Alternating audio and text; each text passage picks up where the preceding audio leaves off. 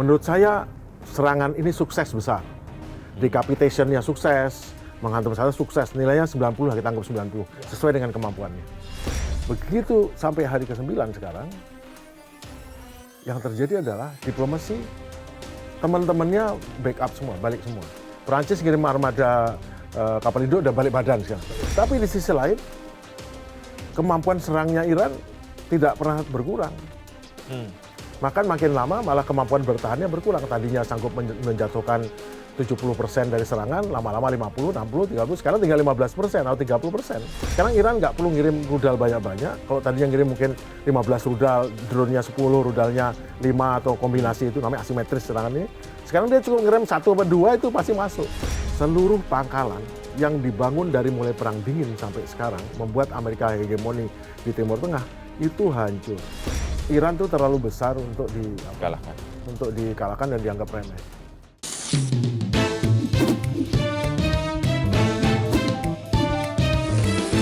To the point aja. Halo Sobat Sindo, Trump bilang perang melawan Iran selesai 4-5 pekan. Tapi saat melawan milisi sandal jepit Afghanistan, Amerika butuh 20 tahun untuk mengalahkan. Sementara Iran punya rudal, punya industri senjata, dan kesiapan pasukan. To the point aja. Kita akan berbincang bersama Marsikal Pertama TNI Purnawirawan Agung Sasongko Jati, pakar strategi Perhimpunan Purnawirawan TNI AU, alumni US Air War College, dan mantan penerbang F-5 dan F-16 TNI AU. Ya. Pak Sarki, terima kasih telah hadir di To The Point aja. Selamat datang Pak Sarki. Ya. Karena To The Point aja, saya akan nanya pertama nih ke Pak Sarki. Apakah Amerika benar-benar sedang menggali kuburannya sendiri, atau hanya terlalu cepat meremehkan kekuatan Iran? Saya mau koreksi dulu, Pak. Ya. Amerika itu perlu 20 tahun untuk akhirnya kalah dari Taliban. Akhirnya kalah dari Taliban. Oke. Ya. Jadi itu pelajaran yang besar bahwa hegemon besar seperti Amerika atau negara adidaya itu pada akhirnya akan terjerembab pada keyakinannya dia sangat kuat. Dan justru kekuatannya ini yang akan membuat dia menjadi masalahnya karena kadang-kadang dia nggak bisa mengukur kekuatan yang lain, semua disamakan. Seandainya saya mempunyai air dengan jumlah 5 gelas, orang lain gelasnya 1 gelas, maka saya lebih banyak ini. Dia tidak berpikir soal bahwa atau tidak cukup mendalami bahwa kekuatan itu bukan hanya dari besar atau banyaknya atau canggihnya, tapi juga dari will, kemauan dari siapa lawannya. Nah kali ini Amerika sebetulnya saya percaya bahwa para jenderal Amerika itu sudah mempunyai strategi military option. Di dalam konflik antar negara atau persaingan antar negara, negara tidak hanya menggunakan militer. Militer hanya salah satu option dari beberapa option. Ya. Optionnya adalah pertama diplomasi, kedua informasional, ketiga militeri, dan keempat adalah ekonomi. Semuanya digunakan sebagai senjata untuk menekan, merayu, membujuk, mengajak, menghimbau, atau memaksa. Itu gunanya itu. Militeri hanya salah satu. Nah, agar kekuatan militer ini bisa digunakan dengan baik, maka kita harus sinkron antara keempat instrumen kekuatan nasional. Namanya instrument of power. Semua murid yang sekolah di Amerika paham itu, dan kalau tidak paham itu ya dia tidak akan bisa lulus sekolah ya. Nah sekarang Amerika dengan Iran, sebelum perang, Amerika menggunakan semua kekuatan ini dengan baik. Secara diplomasi, Iran bisa ditekan sampai Iran menjadi negara kayak negara pariah yang tidak banyak temannya, terbatas temannya, diplomasi kuat Amerika. Secara informasional, semua media massa besar dunia dikuasai sehingga apapun beritanya itu, apapun tujuannya, pada akhirnya Iran kelihatan lebih lemah, Iran kelihatan lebih salah, Iran kelihatan lebih ini, dan posisi-posisinya diselahkan seolah Iran itu adalah pihak yang tidak cukup kuat, tidak cukup mampu, tidak cukup lemah. Nah masalahnya adalah kalau kita membuat Iran itu kelihatan tidak mampu, tidak berarti dia tidak mampu. Kadang-kadang kita dalam posisi mendiskreditkan seseorang, Tapi kita percaya sendiri pada diskredit kita. Harusnya tidak. Sebagai negara besar, meskipun kita membuat orang itu kelihatan jelek, ataupun pihak itu kelihatan jelek, tapi kita harus sadar seberapa besar mampu dia. Bukan seberapa besar dia kelihatan tidak mampu. Nah, itu informasional. Namanya senjata perang informasi. Ketiga, militer. Dengan militer ya beberapa kali bentrok, seperti tahun lalu bentrok itu sudah bisa mengukur sebetulnya. Tetapi tetap Amerika dan sekutunya, dan kita semua percaya bahwa kekuatannya jumlah lebih banyak, kemudian teknologi lebih tinggi, dan lebih terlatih, dan lebih siap, lebih kaya, pasti menang. Nah, itu. Nah, sekarang itu masih jadi pertanyaan. Nah, terakhir ekonomi. Selama 40 tahun terakhir, Iran itu diberi sanksi ekonomi, embargo. Iran kemampuan untuk berjualan dengan yang luar, berjualan, kemudian membeli barang, memproduksi barang, jasa, dan barang, itu menjadi sangat terbatas karena ada sanksi ekonomi. Sanksi ekonomi adalah barang siapa yang berhubungan dengan Iran untuk hal-hal tertentu, akan juga kena sanksi. Akibatnya Iran harus sangat sulit untuk berhubungan dengan negara lain, harus mulai tangan ketiga, tangan keempat, atau pasar gelap. Dan itu membuat Iran tidak bertumbuh dengan normal. Mungkin dia hanya maksimal kapasitasnya 40%, 50% untuk jadi negara yang maju berkembang. Karena sebagian besar dia hambat. Tapi meskipun demikian, ternyata Iran itu banyak yang baru tahu sebetulnya negaranya baik-baik saja. Sehari-hari tidak ada orang yang mengemis di pinggir jalan. Semua seperti halnya negara seperti sosialis yang semua cukup makan, cukup ini. Tetapi tidak ada yang sangat kaya, sangat istimewa. Seperti itu. Nah, sekarang posisinya Amerika dari segi kekuatan diplomasi, militer, ekonomi sangat kuat. Dan kawan-kawan. Dan Iran cukup lemah. Saya kasih skor dia 90, Iran ya 30 lah. Tetap bisa eksis karena untungnya setelah Perang Dingin berakhir dan setelah kekuatan multipolar baru lahir, yaitu Rusia dan Cina. Dua negara multipolar ini, dua negara adidaya ini baru ini disebut adidaya karena mereka juga tidak terlalu tergantung pada embargo ataupun sanksi dari Amerika. Itu ciri-ciri. Dia bisa mandiri lah. Cukup kuat meskipun di embargo Amerika, tapi cukup kuat. Nah, mereka yang membantu Iran dalam hal untuk ekonominya. Membeli minyaknya Iran, kemudian dan mereka tidak takut disanksi sehingga mereka bisa mendapat minyak dan banyak hal yang bisa membuat Iran juga tetap hidup sebagai negara normal meskipun tidak bisa maksimal. Nah, tapi ada faktor lain yaitu ada aktor state lagi namanya Israel. Israel jelas punya keinginan. Nah, Israel ini agak unik ya. Lepas daripada dia negara cita-citanya mengembangkan suatu negara Yahudi yang bebas daripada penindasan ataupun kekejaman seperti Perang Dunia Kedua, namun pada akhirnya Zionis itu mempunyai cita-cita untuk membuat Israel Raya yang berdasarkan kitab suci. Nah, itu yang masalah. Kalau berdasarkan kitab suci, maka kita bisa mengklaim apa itu Mojopahit, karena itu baru beberapa ratus tahun yang lalu. Kalau kitab suci larinya ke 3000 tahun yang lalu, zamannya Nabi Sulaiman kan. Nah, namun itu masalahnya cerita di kitab suci itu sangat terarah-merat di dalam kitab suci. Baik kitab sucinya Yahudi, kitab sucinya Kristen, dan kitab sucinya Islam juga. Tercatat bahwa bahkan mereka percaya bahwa nanti kalau pada akhir dunia akan datang penyelamat yang semua kita percaya bahwa itu akan datang. Itu bercampur dengan masalah kan. Bila suatu negara yang rasional mulai mencampurkan objektifnya dengan yang tidak rasional, itu menjadi hal-hal yang rasional menjadi berkurang. Akhirnya Israel menjadi tidak rasional, tapi rasionalitasnya adalah ada orang yang diuntungkan dengan kondisi seperti ini. Kondisi Israel yang selalu dalam tekanan, dalam ini tuh diuntungkan. Namanya lobby Yahudi di Amerika. Dan kita percaya kalau sampai Israel kondisinya damai, aman, tidak ada tekanan, tidak ada ancaman, dan bahagia seperti hal yang lain, itu mereka tidak eksis. Karena seumur hidupnya dia berjuang untuk membela Israel, dan kalau Israel tidak perlu dibela lagi, mereka tidak eksis. Itu yang jadi masalah besar. Nah, yang kedua, tapi masalah besarnya adalah mereka betul powerful, bisa ngatur Senat, bisa ngatur Kongres, boleh berbeda pendapat, tapi kalau begitu soal Iran, mereka akan sepakat menolong karena mereka dibantu. Termasuk Presiden Trump juga ada masalah, katanya kelihatannya juga Presiden Trump ini jadi nggak rasional karena dia disandera, mungkin ada masalah dia yang diketahui rahasianya oleh Israel dan membuat dia menjadi suka nggak suka dia harus ikut sama pemau Israel. Nah, sekarang apapun kejadiannya, apapun tujuannya, yaitu menghilangkan kemampuan Iran untuk memperkaya atau memperkaya dari uranium, itu bukan itu tujuannya. Semua juga tahu, kalaupun Iran bisa membuat bom nuklir, so what? Apa? Paling dia cuma membuat dia jadi kebal untuk diserang, tapi tidak berperang, tapi membuat dia jadi tidak bisa sampai negaranya ditekan sampai akhir kan, ditekan separuh kan bisa.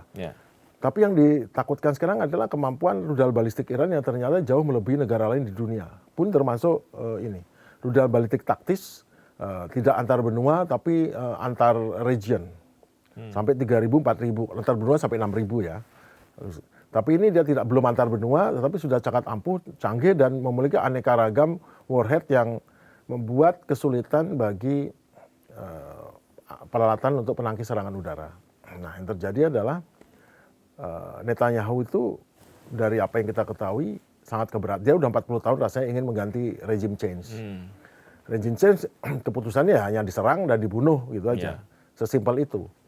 Nah, apapun nanti perdamaian yang di Jenewa itu tetap keputusannya, dan begitu sudah ada kata-kata bahwa Iran ini menuju jalan yang baik nih. Kemudian dari Amerika si Kushner dan si Scott itu mengatakan, oh ini kelihatan baik nih mau berkembang, wah nggak bisa dibiarkan. Israel langsung memutuskan harus menyerang. Tapi keputusan itu sudah ada dari Desember yang lalu sebetulnya. Oke, tahan dulu Pak. Tadi menarik yang Bapak sampaikan, tujuannya adalah regime change untuk di Iran. Tapi setelah adanya pemimpin baru, yang mana itu adalah anak dari pemimpin yang lama, artinya keinginan untuk mengganti rezim itu tidak terpenuhi. Gini, saya tidak menilai dari kualitatif, yang saya nilai adalah dari fakta. Ya. Faktanya begini. Nah, tadi kan udah sampai menyerang ya, bantu menyerang. Betul. Sekarang bagaimana untuk mewujudkan itu? Israel nyerang dan Amerika ikut-ikutan nyerang. Setelah diputuskan, oh ikutlah daripada nanti Israel berhasil, kita nggak nimbrung. Untung nih kita juga masuk biar kita ikut terlibat. Kalau nggak Israel yang nego gimana, kita yang bingung juga, kita harus masuk lah mau megangin peliharaan kita ini gitu. Nah, sekarang strategi goalnya bagi negara Amerika adalah regime change, kemudian memikir masyarakatnya berontak, ingin regime change, jadi membunuh pimpinannya, masyarakat berontak untuk regime change, kemudian kemampuan IRGC dikurangi, IRGC itu garda revolusi, kemudian kemampuan rudal balistiknya tidak ada, dan proksinya tidak akan itu yang utama. Tapi yang terutama regime change dengan cara terbaik menurut mereka adalah decapitation atau membunuh pemimpin-pemimpinnya. Dibuatlah serangkaian rencana penerbangan, rencana penyerangan dengan udara. Mereka tidak ada rencana lain kecuali udara. Pun Angkatan Laut digunakan untuk mengirim pesawat udara dan rudal jelajah Tomahawk, serta mengirim pesawat F-18 dan F-35 untuk menyerang. Akhirnya mereka menyerang, mereka tuh punya strategi ya, mereka membuat lingkaran target, yaitu berdasarkan John Warden bahwa ring of target ini terdiri dari 5 elemen. Yang tengah adalah pemimpinnya, di luarnya alat pendukung, listrik, fuel, bahan bakar, dan lainnya yang kebutuhan air gitu ya. Kemudian lingkaran berikutnya adalah telekomunikasi, teknologi. Yang keempat adalah rakyatnya. Dan kelima adalah tentaranya. Biasanya dalam perang yang tidak modern, tentara ketemu tentara, baru hanya terobos, masuk sampai ketemu pimpinannya. Ya, diganti. Nah, tapi dalam perang modern, yaitu dalam air power yang dikembangkan Amerika, itu untuk supaya tidak ada perang yang berlarut seperti Perang Dunia Pertama dan Kedua yang bunuh orang banyak, maka perang harus cepat, singkat, misi tercapai. Karena kita tahu bahwa perang itu adalah kelanjutan daripada diskusi politik ataupun perundingan politik yang macet, kayak perang. Setelah itu branding lagi. Yang benar gitu. Tapi kalau bagi orang yang merasa sangat powerful, dia nggak ada. Dan itu merupakan kesalahan seperti di Irak, menghabisi partai Baath dan seluruh kolonel ke atas dipecat, itu malah bikin jadi sumber kerusuhan berikutnya. Karena yang dipecat itu jadi pemberontak. Nah, sekarang balik ke Iran. Dengan keputusan itu, ya udah, berarti yang pertama dihancurkan adalah ini, dalam lingkaran itu adalah IRGC dan pemimpinnya. Diseranglah semua. Hari pertama aja ada 1.000 target di 17 provinsi. Hari ketiga dan keempat, targetnya bertambah menjadi 1.500 total di 22 provinsi, dan sekarang sudah 3.000 kayak targetnya. Menurut saya, serangan ini sukses besar. Decapitation-nya sukses, menghantam saya sukses, nilainya 90 lah, kita anggap 90, sesuai dengan kemampuannya. Iran sendiri untuk kemampuan bertahannya menjadi sangat minimum. Dia tidak bisa menjatuhkan pesawat itu, namun dengan kemampuannya untuk menipu ataupun membuat decoy, ternyata beberapa target palsu, banyak target palsu juga. Oke lah, kita berhenti, Iran kasih angka 20 lah. Dalam tactical. Namanya tactical tactical output-nya adalah nilai 90, bagus sekali. Perfect, hebat, sesuai doktrin air power. Tapi ada masalah. Sebelum perang, Jenderal Dean Cain, Panglima Kepala Staf Gabungan Angkatan Amerika, sudah mengatakan ke Presiden, kita tidak punya military option. Karena military option itu pertama bunuh orang, kedua, habis itu ngapain? Setelah itu ngapain? Militernya itu nggak bisa menyampai orang menyerah apa. Dia udah tahu. Kan kebetulan Angkatan Udara, Dean Cain udah dia nggak bisa ini.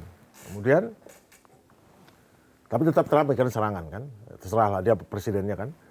Dan sekarang setelah tercapai semua tindakan itu, pada hari ketiga datang lagi ngadep presiden, ini kita nggak bisa, sebenarnya stop di sini, kita udah berhasil membunuh, stop saja, kita akan menang, udah selesai tinggal aja gitu.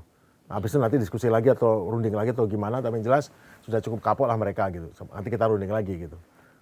Atau minimal bilang nih military option ini nggak bisa Pak diteruskan, ini ada masalah gitu. Trump malah marah, oh kalau gitu saya akan datangkan itu rudal-rudal dari Korea Selatan, dari Jepang, dan dari saya akan datangkan kalau kamu kekurangan. Bayangkan rudal Patriot yang digunakan untuk menghadapi Cina ditarik. Apa yang dipikirkan sama Jepang dan Korea? Paling itu untuk menghadapi Cina lah, persiapan lah. Ditarik. Malah begitu ya. Nah sekarang lewat hari ke-5, 6, 7, 8. Yang kita lihat di TV adalah banyak sasaran serangan dikirim oleh Pentagon, adalah sasaran serangan ditembak, dihancurkan segala macam. Tapi yang beredar di media sosial banyak juga cerita lain. Banyak juga kejadian kecancuran yang nggak bisa ditutupin. Nah, sekarang yang terjadi adalah ternyata negara Eropa nggak mau bantu. Ya. Kalaupun bantu ya Jerman menyiapkan pangkalannya untuk apa? Untuk rumah sakit. Iran itu di Jerman. Betul. Ya. Inggris juga begitu. Yunani bilang enggak, ini nggak boleh digunakan untuk menyerang, hanya untuk urusan kalau menyerang nggak boleh dari sini. Turki apalagi. Spanyol. Negara-negara Teluk, enggak kita nggak boleh menggunakan di sini, nggak boleh udah Tengah Teluk nggak. Meskipun diserang balik pun dia juga enggak. Dan ada statement dari Presiden Ali Rafsanjani mengatakan bahwa maaf ya itu ini, tapi sebetulnya ya memang itu diserang. Tetapi ada beberapa serangan yang bersifat warning saja. Contohnya desalinasi dengan di Saudi Arabia mengenai kilang minyaknya itu serangannya ke sana tapi sengaja tinggi sehingga semua serangan itu bisa ditangkis. Warning gitu. Jadi kalau tinggi ya ditembak gampang, kalau rendah nggak bisa. Jadi memang warning aja. Akhirnya semua mundur semua, nggak pada diserang kan. Tapi yang betul-betul serang adalah pangkalan. Sekarang yang terjadi adalah kembali tadi yang Amerika nilainya 90, ini cuma 20 atau 30. Begitu sampai hari ke-9 sekarang, yang terjadi adalah diplomasi teman-temannya backup semua, balik semua. Perancis ngirim armada kapal induk dan balik badan sekarang. Bayangin balik badan. Semuanya nggak mau menolong, semua nggak ini, dan melarang Azerbaijan yang mau dijadikan, kalau serang dari Israel kan 1.500 kilo. Kalau di Azerbaijan bisa kita 500 kilo, itu nolak. Tapi itu sudah ada warning shot dari Iran itu. Iran udah ternyata bisa, kamu awas. Kurdi yang mungkin bisa membantu dengan menyerang itu, ternyata di lobi nggak mau. Yudi kan nggak mau. Dia ditipu Amerika pada saat perang Saddam Hussein. Setelah selesai perang merebut Kuwait, disuruh berontak, Kurdi berobat, sudah selesai, semua Saddam itu digiles tuh Kurdi, dikasih zat kimia itu kan, senjata kimia itu. Yang kedua kemarin, saat membantu menyerangi ISIS di Suriah sambil menggerogoti kekuasaannya Assad, Presiden Assad, Kurdi diberi kekuatan yang besar menguasai wilayah utara Irak di Kurbil atau apa namanya, di Suriah ya. Nah, tapi sudah selesai, begitu mereka punya teman baru yaitu Presiden baru Suriah, itu dipaksa untuk menyerahkan kembali dan itu dibawa Suriah lagi. Jadi sekarang mereka mau, sekarang kelihatannya Presiden atau pimpinan Kurdi, baik Kurdi Irak, Kurdi Iran, Kurdi Suriah dan Kurdi Turki nggak mau. Kan nggak mungkin juga mereka disuruh berperang sampai ke Teheran kan. Paling kalaupun berperang dia di wilayahnya yang mau dia sesis berpisah kan, itu aja. Tapi ngapain dia juga berperang di sini kan, nggak ada. Dan juga kalau ternyata Iran selesai, nanti dia di-cruise lagi kan. Padahal hidupnya sudah cukup nyaman di situ. Mudah-mudahan nanti ada solusi Kurdistan, tapi dia nggak mau kan itu. Dan juga orang Kurdi kan Muslim juga, jadi nggak bisa. Nah, itu diplomasi. Diplomasi turun nilainya. Oke. Rontok sampai di bawah 50% lah. Informasional. Tidak perlu Iran buat propaganda. Kementerian Luar Negeri Amerika sudah mengeluarkan statement semua warga negara Amerika tanpa kecuali kecuali yang militer, keluar dari Timur Tengah. Timur Tengah ya, tidak hanya Iran ya. Saya ulangi, dari Kementerian Luar Negeri dan ngirimnya pakai medsos. Oh, Semua warga negara Amerika. Amerika keluar dari Timur Tengah. Habis itu baru nyusul ada pakai official letter. Artinya apa? Berarti kan itu ada blackmail itu dari Iran.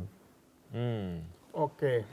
Kalau sampai dia nggak mau terikat birokrat untuk mengirimkan segera, dia ngirimnya pakai email ke seluruh kedutaan di Timur Tengah. Berarti apa? Kan ada email yang jadi sekarang percaya bahwa ini bisa terjadi kan?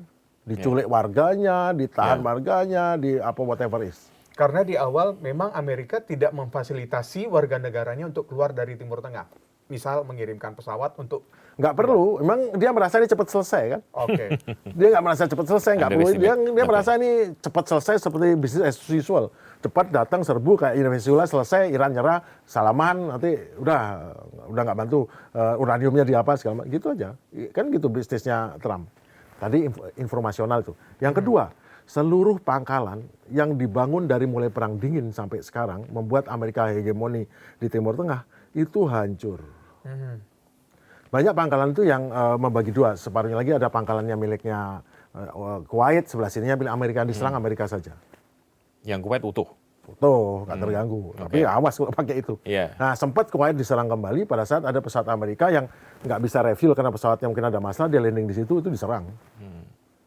Pangkalan di Kuwait yang diserang. Karena ada pesawat Amerika landing di situ. Iya, Oke. iya karena darurat, Iya, emergency atau oke. apa, di situ Oke. kan sudah janjian. Dia betul-betul dia nyerang hanya ini. Iran tuh kebanyakan betul-betul nyerang target militer. Atau militer atau dianggap militer lah. Itu nah. Tapi jarang dia target sipil. Nah, terus sekarang kalau setelah nanti saya cerita lagi setelah serangan siang ini terhadap tangki-tangki minyak serta desalinasinya Iran. Yang kedua, seluruh pangkalannya yang dibangun. Jadi sekarang kalau kapal Amerika atau pesawat Amerika mau mendarat, dia mendarat di tempat apa? Di tempat di bandara sipil, nggak mungkin dia mendarat di pangkalannya lagi, nggak mungkin dia isi bahan bakar di di dermaganya lagi, nggak mungkin ada mesnya lagi, nggak mungkin ada lagi orang bisa naik pesawat ganti tuker ini, nggak bisa orang rumah sakitnya nggak ada, semua udah pergi semua. Dan dicurigai ada juga sejumlah orang yang tewas di situ. Lepas dari berapa orang, kan nggak mungkin ada ruangan besar yang berisi pusat komando dijebol gitu, orangnya cuma sedikitnya nggak mungkin. Iya. Nah, tadi informasional dan sekarang militer. Secara militer habis. Untuk tactical outputnya itu 90% punya Iran selesai, yang lain hanya nyalakan kalau perlu saja, mati, hancur lah ya. Tetapi di sisi lain, kemampuan serangnya Iran tidak pernah berkurang.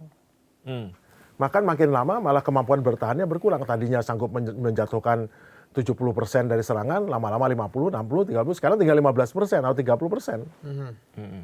Artinya apa? Sekarang Iran nggak perlu ngirim rudal banyak-banyak. Kalau tadinya ngirim mungkin 15 rudal, drone-nya 10, rudalnya 5 atau kombinasi itu namanya asimetris serangan ini. Sekarang dia cukup ngirim 1 atau 2 itu pasti masuk. Lebih irit sekarang malah. Karena apakah ini strategic deception yang digunakan oleh Iran, yang diterapkan oleh Iran? attrition namanya, perang atrisi. Oh, perang atrisi. Jadi dia menghabiskan lawan dengan pada hari pertama, kedua, ketiga, saya udah ada di update saya, mengirimkan banyak rudal, banyak drone yang sengaja terbang tinggi untuk apa? Untuk membuat, bayangkan drone seharga $20.000 dan rudal jelajah yang harganya mungkin $1,5 juta, itu disanggong dengan 2-3 Patriot seharga $4 juta. Nggak ada economy of war-nya, nggak ada sama sekali. Mau negara sebesar Amerika pun tetap dia itu sangat boros. Hari pertama dan kedua saja Kuwait sudah kehabisan. Rudal. Patriot. Sampai terpaksa menggunakan rudal Patriot zaman perang Teluk dulu, 91. Dan itu nggak bisa apa-apa sama ini. Berarti rudal Patriot yang ada di Jepang dan di Taiwan udah ditarik, Pak, sekarang posisinya? Bukan Taiwan, Jepang dan Korea. Nah, Jepang dan Korea, iya. Ditarik, ada gambarnya dibawa terbang ke sini. Berarti kosong ya? Ada rudalnya, ada baterainya juga. Oh, baterainya sekaligus? Karena baterai dihancurkan. Hari kedua, ketiga itu beberapa baterai dan rudal. Jadi, nah, sekarang tadi militer ya, ekonomi. Iya. Oke, militer dulu lah. Di militer itu ada namanya beberapa radar TAT. TAT itu adalah high altitude Jadi untuk tahu rudal balistik, kalau ada serangan rudal balistik jarak jauh, dia punya di seluruh dunia hanya ada 8. Maksudnya di Amerika. 4 ada di Timur Tengah dan 4-4-nya dihancurkan. Kemudian rudal surveillance, rudal radar-radar yang lain itu dihancurkan semua. Jadi yang mengherankan adalah dengan GPS yang ditutupin atau dirubah oleh Amerika hanya untuk mereka, ternyata bantuan dari China berupa satelit Beidou itu sangat ampuh untuk menggiring untuk pinpoint. Dan baru tahu juga bahwa satelit Beidou itu bukan hanya untuk GPS tapi juga digunakan untuk ngirim data, informasi. Oke. Sehingga rudal jarak jauh selama terbang itu masih bisa dikendalikan. Jadi bukan sekedar tembak dan lupakan, tapi bisa dikendalikan. Dan bisa juga digunakan untuk mengendalikan pasukan bawah, bisa mengendalikan intelijen di bawah, bisa mengendalikan pasukan untuk menggunakan satelit GPS yang juga plus satelit komunikasi sebetulnya. Kan cukup pakai beberapa data untuk ngirim bisa. Itu militer. Sekarang ekonomi. Jadi hitungan militar Amerika yang hebat, militernya hebat untuk nyerang, sini hancur, tapi kan nggak jadi masalah. Itu bukan tujuannya. Tapi dia diserang nggak bisa bertahan kan, jadi makin turun, makin naik nih. Nah, sekarang ekonomi. Dengan membuat kegiatan ini, apalagi terkait Selat Hormuz, berapa negara yang mulai merasa dampaknya. Iya. Kemudian negara teluk yang lain saya kalau ngelawan Iran, dia sudah di blackmail Iran nih. Dia nggak berani bantu, nggak berani itu, dan macam-macam. Karena mata-mata Iran juga banyak kan di situ. Iya. Dan mereka rakyatnya pro sama siapa yang membela Palestina kan. Iya. Dan banyak juga orang Syiah kan di situ juga, Qatar, Bahrain, apa. Nah, yang bagi mereka adalah diem, yang paling penting adalah diem. Mereka ngomong, dan untuk membantu menyiapkan muka, makanya Ali Rafsanjani, Presiden Iran mengatakan mohon maaf serangan ini itu salah tembak atau salah ini. Padahal ya nggak salah tembak, itu memang sesuai dengan rencana.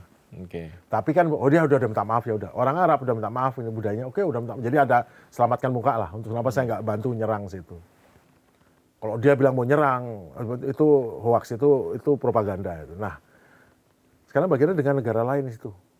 Ternyata Cina sebelumnya latihan dengan Iran pada bulan kemarin, sebulan yang lalu itu, dia nggak meninggalkan, dia tetap di situ.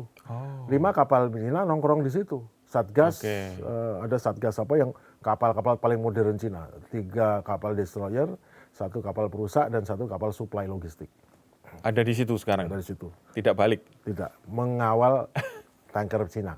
Tapi sampai mengawal, radarnya radar ESA yang bisa nangkep pergerakan satelit, stealth, pesawat siluman.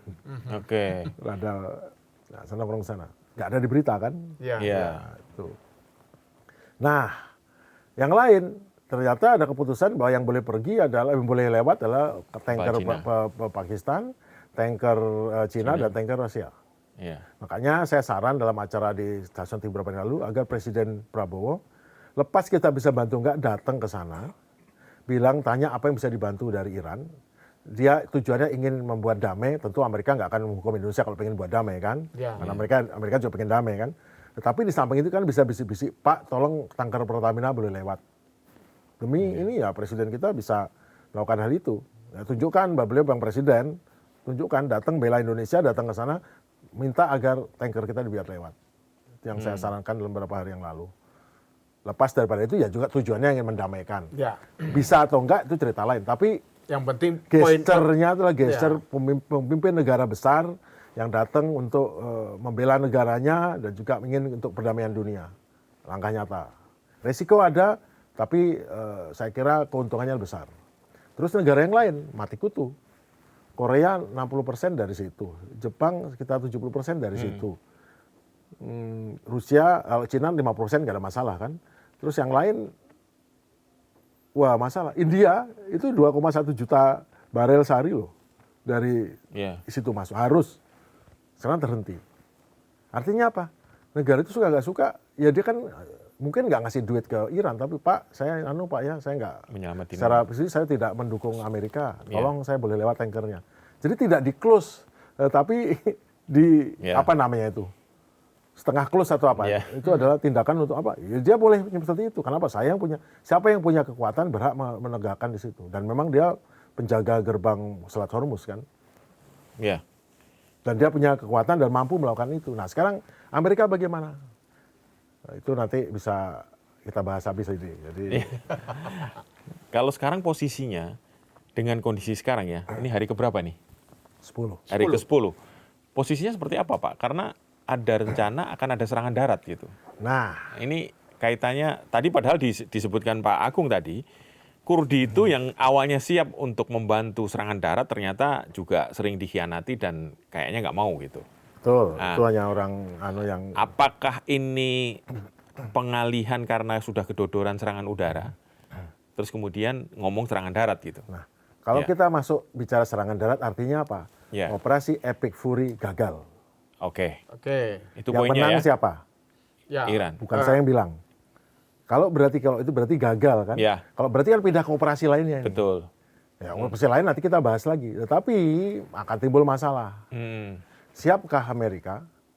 Siapkah mereka menerima rakyat Amerika menerima akibat dari perang Ya. ini? Ya. Masa mau terjebos pengalaman perang Vietnam, Irak, Afghanistan dan Ya. sebagainya yang pada akhirnya tidak menguntungkan apa-apa kecuali military industrial kompleks yang kan dapat order baru senjata setiap tahun. Ya. Tapi pertanyaannya sekarang adalah kalau lain itu dianggap kepentingan Amerika dan masyarakat bisa dibohongi ya, zaman belum ada medsos kan. Ya. Wah ini Saddam Hussein ada nuklirnya, Ya. Afghanistan teroris. Tapi sekarang ini alasan apa?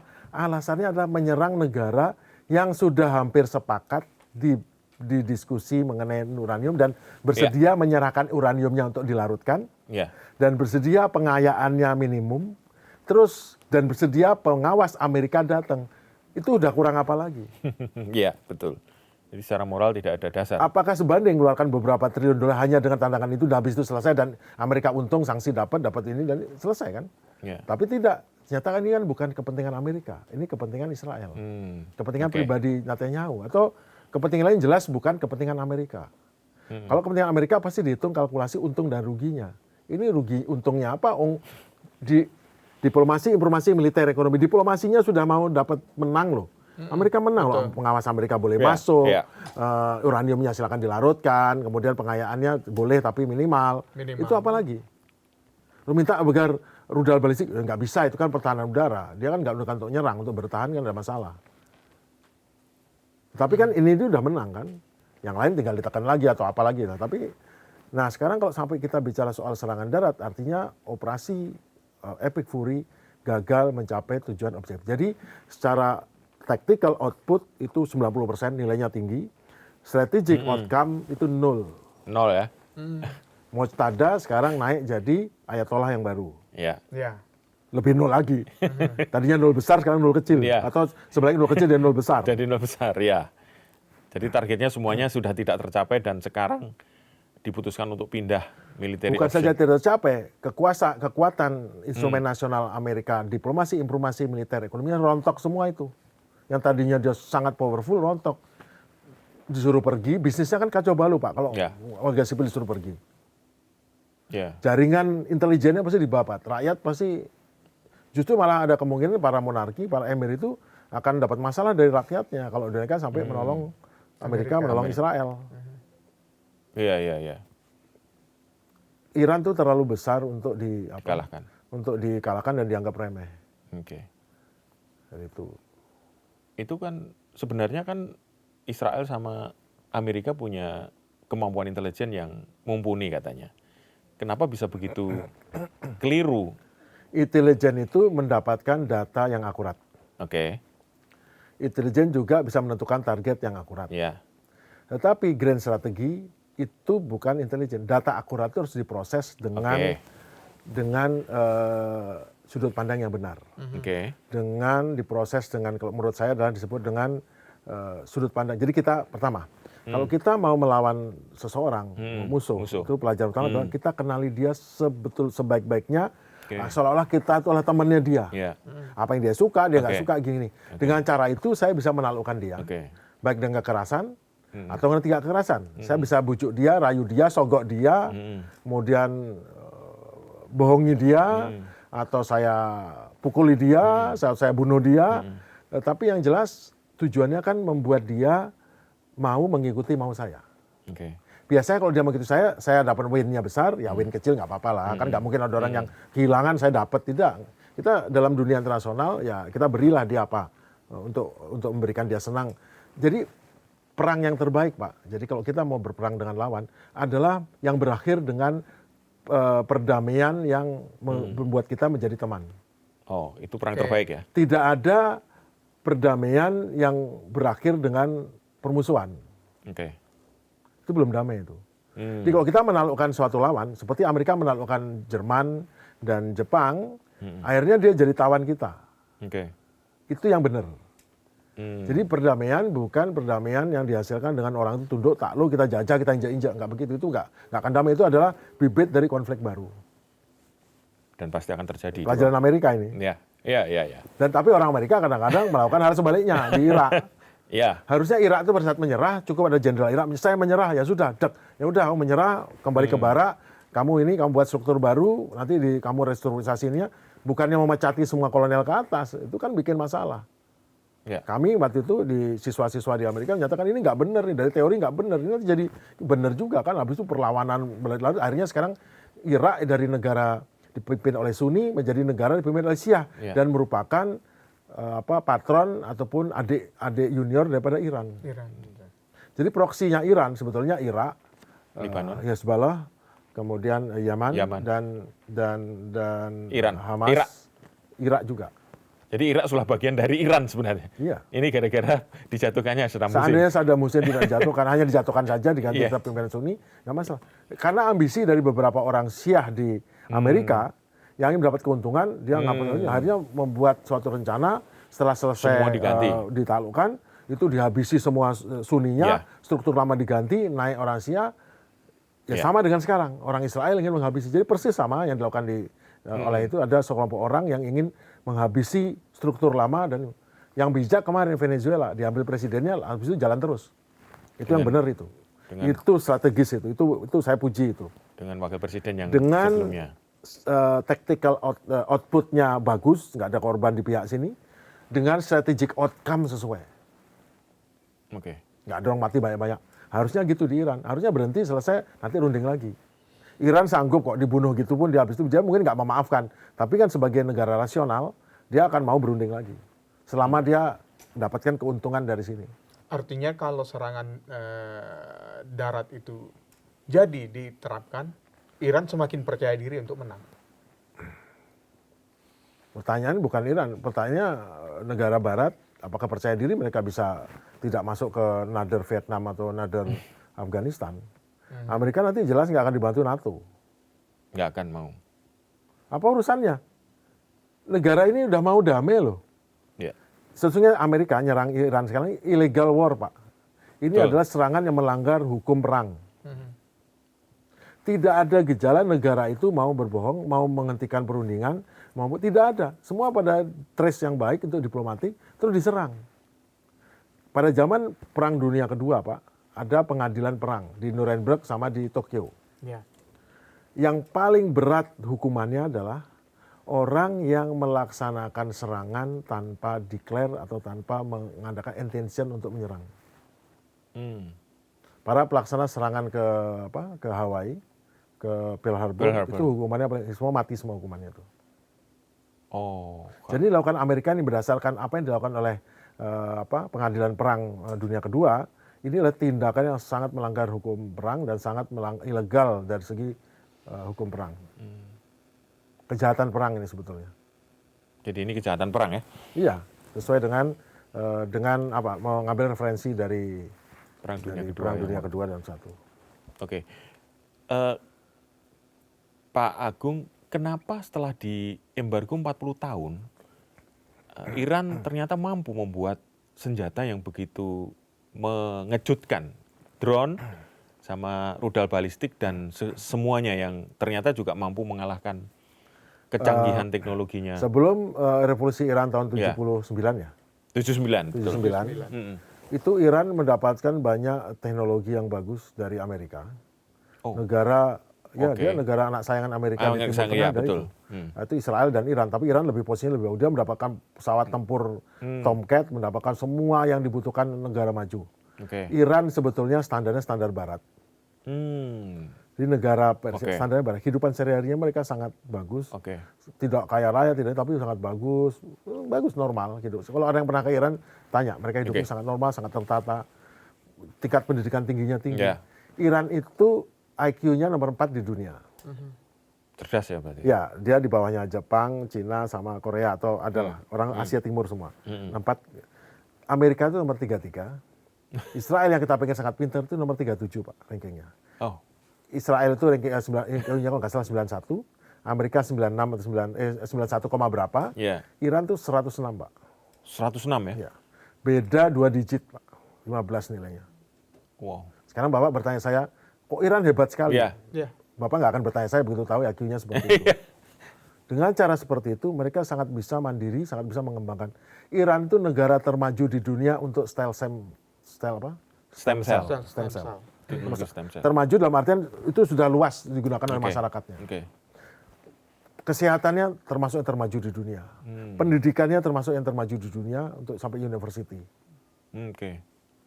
Mereka sangat terdidik, sangat modern dan sangat ini. Cuman mungkin ada keterbatasan untuk mengembangkan karena karena adanya Embargo. ada embargo atau sanksi ekonomi, bukan senjata Amerika.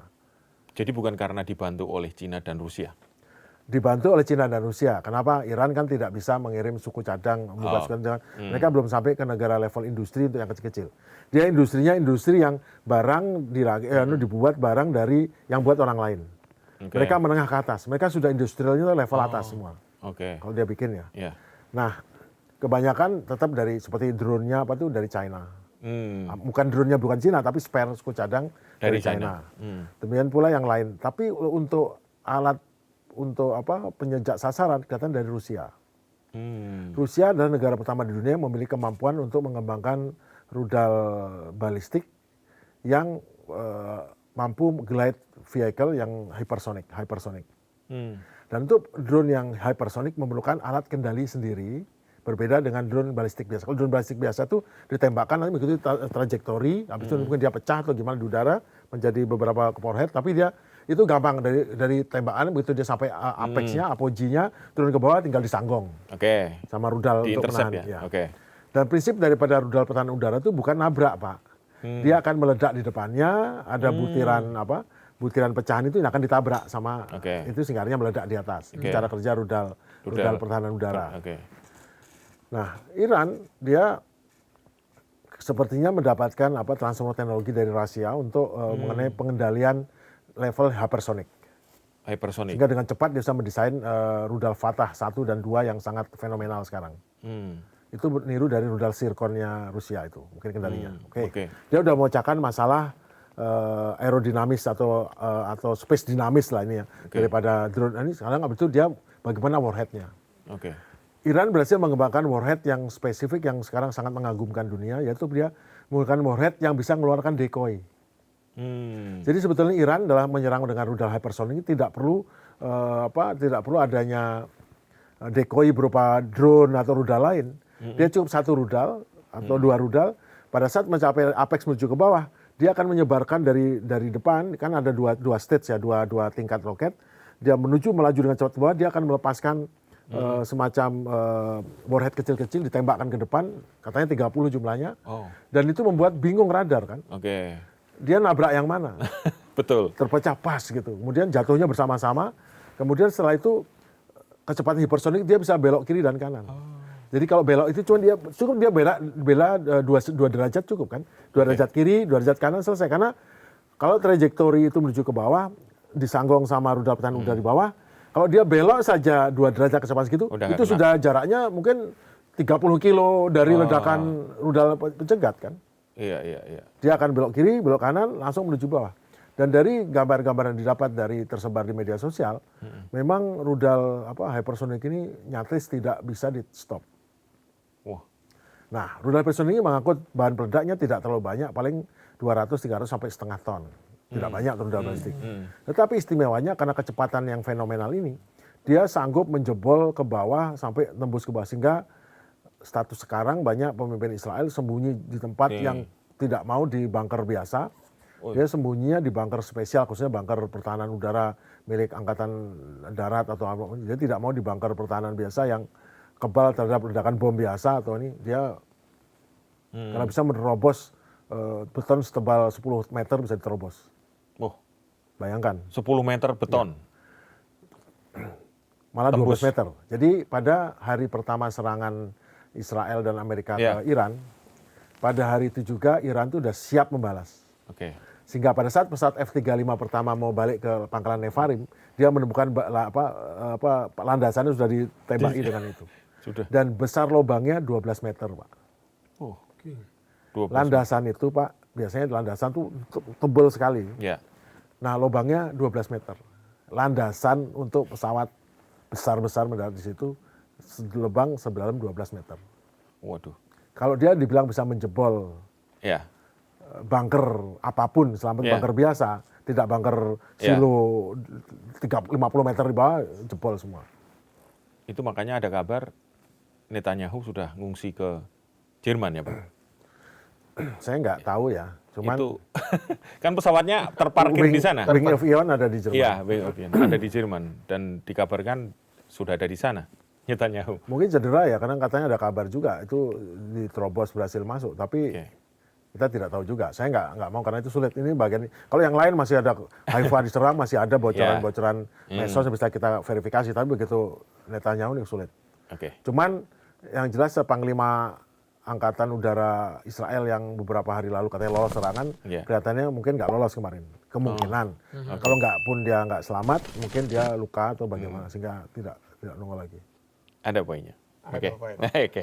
Oke, terima kasih Pak Agung Pak Agung. Sasongko Jati telah hadir di Tutup Poin Aja. Terima kasih. Ya. Ya. Baik, Sobat Sindo, perang selalu mengubah peta dunia. Kekuatan besar datang dan pergi. Namun sejarah mencatat satu hal, siapa yang paling siap dan dialah yang paling bertahan. Saya Ike Kesuma, Saya Pung Purwanto. sampai jumpa.